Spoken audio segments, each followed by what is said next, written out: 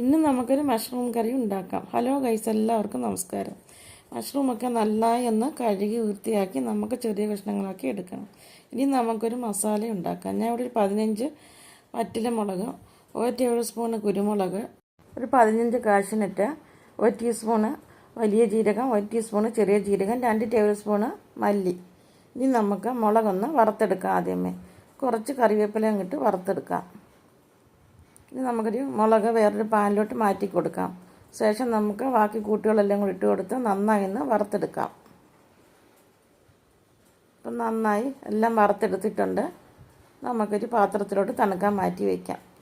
ശേഷം നമുക്ക് മിക്സിയുടെ ജാറിലോട്ട് ഇട്ട് കൊടുത്ത് നന്നായി പൊടിച്ചെടുക്കാം. ഞാൻ ഇവിടെ പൊടിച്ചെടുത്ത് വെച്ചിട്ടുണ്ട്. ഇനി നമുക്ക് മഷ്റൂം ഒന്ന് അരിഞ്ഞ് മാറ്റി വയ്ക്കാം. ഇനി പാനെടുപ്പിൽ വെച്ച് കൊടുക്കാം.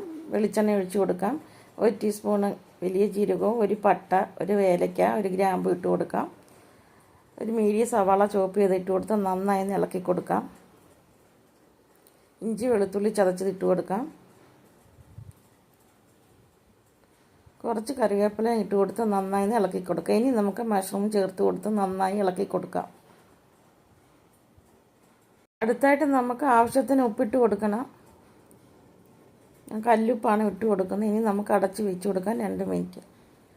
അതിനുശേഷം നമുക്കൊരു 1/4 ടീസ്പൂൺ മഞ്ഞൾപ്പൊടി കൂടെ ചേർത്ത് കൊടുത്ത് നന്നായി ഇളക്കി കൊടുക്കാം. ഇനി നമ്മൾ പൊടിച്ച് വെച്ചിരിക്കുന്ന മസാല ചേർത്ത് കൊടുക്കാം. ഞാനിവിടെ ഈ മസാല 2 സ്പൂണ് മസാല ഇട്ട് കൊടുക്കുന്നുണ്ട്. ഈ ഒരു മസാല മാത്രം ചേർത്താണ് ഞാൻ ഈ മഷ്റൂം കറി വയ്ക്കുന്നത്. അടിപൊളി ടേസ്റ്റാണ്. വെള്ളം ഒട്ടും ചേർക്കുന്നില്ല. മഷ്റൂമിലെ വെള്ളമാണ് ഇത്. ഇനി നമുക്കൊരു 3-4 കരിവേപ്പിലയും കൂടി ഇട്ട് കൊടുക്കാം. ഇനി അടച്ച് വെച്ച് കൊടുക്കാം. ഇനി നമുക്കൊന്ന് ഇളക്കി കൊടുക്കാം. ഇപ്പം മഷ്റൂം കറിയെല്ലാം ഇവിടെ അടിപൊളിയായിട്ട് വന്നിട്ടുണ്ട്. ഇനി ഒറ്റൊരു മസാല മാത്രം മതി ഈ ഒരു കറി ഉണ്ടാക്കാൻ. അടിപൊളി ടേസ്റ്റാണ്. എല്ലാവരും ഇങ്ങനെ ട്രൈ ചെയ്ത് നോക്കുക. വീഡിയോ ഇഷ്ടപ്പെട്ടാൽ ലൈക്ക് ചെയ്ത് ഷെയർ ചെയ്ത് സബ്സ്ക്രൈബ് ചെയ്യണേ.